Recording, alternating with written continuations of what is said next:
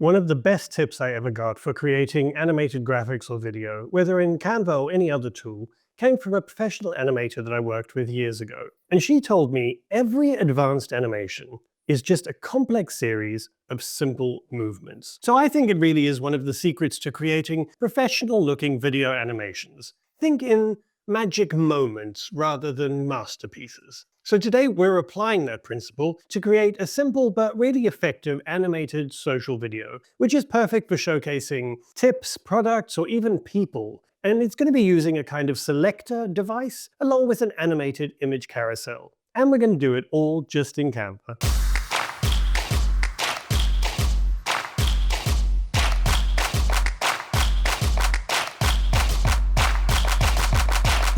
This animation is super versatile. You can use it to showcase products, to highlight features, to introduce podcast episodes and guests, spotlight team members, or even display the weekly specials at your restaurant. For our example today, I'm going to create a real estate promo, a really slick animated way that a realtor could showcase a property that's for sale. And our end product will look a little something like this.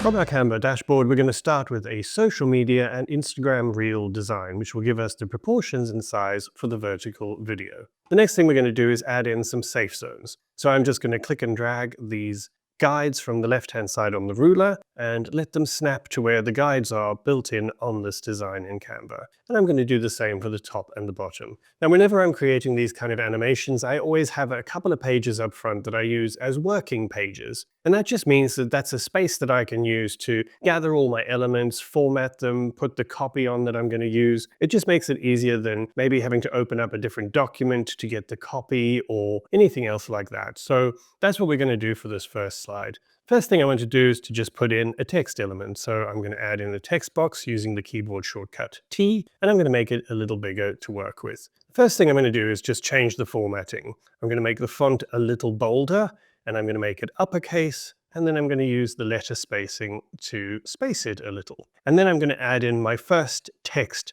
which is just curb appeal. And we're basically going to use these to indicate which part of this real estate property we are going to be showcasing in this carousel. So I'm going to need 5 of these, so I'm just going to duplicate this and click and drag them so that they are spaced. And you'll see that as I click and drag, it tells me when they're evenly spaced, which makes it easy for me to arrange them. Next thing we're going to feature is the living room, then we're going to do kitchen, bedroom, and the garden.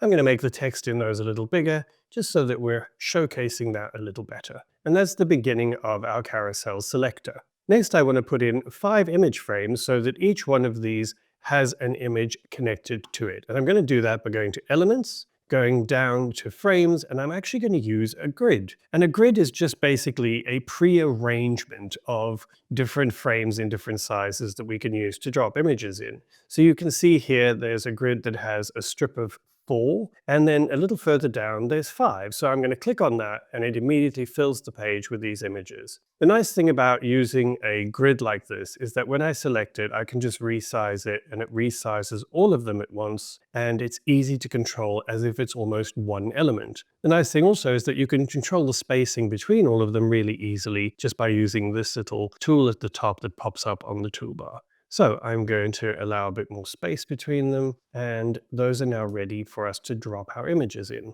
Now, although I'm using a grid here, you could of course use individual frames that you then just group so that you can control them as one element. You could have in circular frames, you could even have images that don't have a background, depending on whether you're using product images or photographs. So get creative and see what works for your products and your business. But for this, I'm just going to use these simple vertical image frame holders because it makes best use of the space we've got on this vertical video. The images themselves, I'm just going to grab some from Canva's photo library, but you of course could bring in your own that work for your brand or your intention behind this reel. The next thing I'm going to create is the selector, which essentially highlights which of these elements we are showcasing. First thing I'm going to do is just hit the keyboard shortcut L to add in a line, and I'm going to move that so that it's just about off the page, and I'm going to increase the weight of that just a little more. And then I'm going to use a rectangle, which I insert by using the keyboard shortcut R, and I'm just going to resize it so that it aligns with that little horizontal line that we added, and I'm then going to curve the corners all the way so that it creates this kind of pill shape. And that's just going to be behind our text to highlight it. So these are all the elements that we're going to use, and now we're going to compile them into our actual design slides. I'm going to add a new page, and I'm going to change the background color to one of my brand colors. I'm going to go back to our working slides, and I'm just going to select those text boxes, copy and paste them, and then selecting them all, I'm just going to click and drag them until they are centered so we can see what we're working with. Going back, I'm going to copy the grid of images and paste those in. Then I'm going to zoom out a little and I'm going to resize them so that we can make best use of this space to showcase the actual images. And this is going to form the basis for our carousel that moves up and down on these pages. For now, I'm going to move it down so that the image is roughly centered on the word on the left-hand side, and that's how we're going to start the showcase. Now we're going to go back in and we're going to copy the elements for the selector and we're going to paste those onto this slide. And I'm going to move them down so that they showcase that center text element. Now we're just going to play around with the spacing and sizing a little so that it works for the space that we've got on this slide. I'm going to make this element a lighter color, so again, one of my brand colors to make it stand out,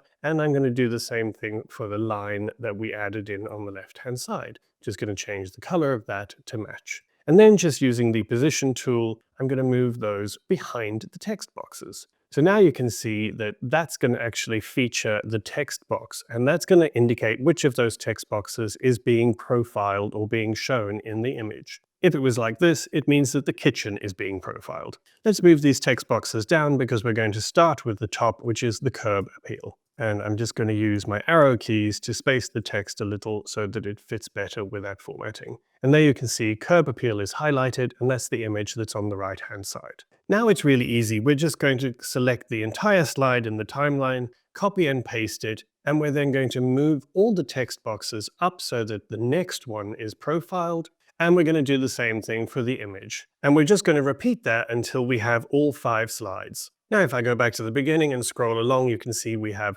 curb appeal highlighted and the associated images there, then living room, then kitchen, bedroom, and garden. And so it tells us what we're looking at and then shows us the picture on the right-hand side. Next, to make more of this kind of selector effect that we've got, we're actually going to take down the transparency of any text boxes that aren't in the selector element. So we're going to start from here and we're going to go at the bottom, the one that's furthest away, we're going to take it down to 10% transparency, so it's virtually invisible. Then we're going to go up to 30 for the next one, then 50, and then 70. And obviously the one that's in the selector is 100% visible. Now we're just going to add that same effect to the rest of the slides. Anything that's in the selector is 100% visible, and then outside of that, we change the transparencies so that they fade away. Now again, I'm just going to go back and scroll along, and you can see how it creates this effect of a selector scrolling up, and the ones that get further away fade out a little more. Now we can actually delete our working slide. We've created our main animation slides, and so we don't need those elements anymore. And the next thing we want to do is add in a slide at the front and at the back so that we have something that introduces what we're going to talk about, and then we have something at the end as a call to action so people can contact us. Now obviously you could create these from scratch or use templates that you already have if you have your own brand templates defined. I'm just going to actually search for some in the Canva templates library. So I'm going to go to design at the top here, and I'm going to type in real estate luxury. And I'm going to have a look at this first one that appears, and that gives us an intro slide and an end slide we can use. So I'm just going to drop the intro slide in and move it to the beginning. And then for the end, I'm going to click on that slide and drop in the final slide there. Now, these don't quite work with the colors that I'm using, so I'm just going to click on the video that's being used here, go to edit, and I'm going to adjust the contrast and take that down and make it a little darker. And I'm going to do the same thing for the video that's in the final slide. just so that the colors all start to match up with my brand colors. And then we're going to just format the actual text so that we use my brand fonts, and we're going to do that on both of these slides. And the last thing we're going to do is, of course, just to add in a little branding. So I've got my brand kit set up in Canva, and means I can just click on that and bring my logo in and just position it on the first and the last slides, and we now have branding. The most important thing is that on this last slide, you have a call to action so people know how to contact you to see this house. So now if I literally just play through, you'll see that we have this intro slide or this intro page. Then we have our carousel, which we're going to add some animations to in a minute. And then we have our final slide, which is the call to action. Now, before we add the important and fun bits, like animations and sound effects, if you are looking for more animated social video templates like this that you can easily and quickly customize for your brand or business, I actually created a collection of 6 different templates, complete with animations and placeholders that you can download for free. You can head to the link on the screen right now or in the description below the video and choose the ones that you like or download them all to your Canva dashboard. And I got a little excited and created a mini course to accompany them, which shows you how to edit them and how to make them work for you. Now, let's add the key animation, or in this case, transition, that brings this whole video to life. So to create the really smooth carousel effect that we want from these middle slides, I'm actually going to click between each of these slides to add a transition, and we're going to use our old favorite match and move. And you can see as soon as I click on that, it immediately creates that effect as a preview already, and you can see how that selector works. So I'm going to click on match and move, and I'm going to just increase the duration so that it's a little slower and change it to 1.2 seconds. And I'm then going to do that for each of these subsequent slides that we want as part of the carousel. Between the first slide and that first carousel slide, I'm actually going to change the transition to something a little more subtle, which is just a dissolve. And the same goes for the final slide. So now if I play through, you can see how it creates this carousel effect of the selector text moving up as well as the image moving up. And then the last thing we need to do is to just change some of the timings. So for the first slide, I think that that is on for a little too long. And so what I'm going to do is just click on the slide and click and drag from the left so that I can adjust it just to about 3.1 seconds. And for the end slide, I'm also going to take that down to about 3.7. These individual slides in the middle, I think we want to take those down from 4 seconds to about 3.7 seconds, so that they're a little quicker and a little more dynamic. So now if I play through, we can just check our timings work, give people enough time to read the text and see the image, and then it moves up again. And this is our carousel selector, which is created in the center with these slides, and our top and tail, which introduces it and then gives a call to action. And then the last thing that I want to do is to just play around a little with the timings on this first page. What I'm going to do is click on the element that has the images in, and I'm going to add an animation, which is a simple rise. And that's just because I want that to kind of appear as we move onto this slide. So if we play through, you can see that as we get there, those images pop in. And that's just to add a little interest to that first slide. Now, as I've mentioned before, one of the things that I think makes such a difference when you're creating any kind of video, particularly for social media, is to make sure that you have some kind of sound design, which is just a fancy way of saying make sure that you add in either some music or some sound effects or both. And so that's going to be one of our last steps for this carousel video. So I'm going to go to the sounds or audio on the left-hand side, to the audio app, and I'm going to type in click, and we'll see what we get. And so we're going to then listen to some of these until we find one that we like. I'm going to use this one called Relay Clicks 40, and I'm just going to click and drag that so that in the sound timeline, it is below each of the transitions that we've put in. And this basically is just going to add emphasis to the fact that we've created this selector element or the selector effect. And then, of course, if you did want to put in some music, you could just search for some free music from the Canva library, and anything that you have that you want to use, you can of course just upload and also include that. And now with the sound effects and any kind of music that we want added in, we have our finished product that looks something like this.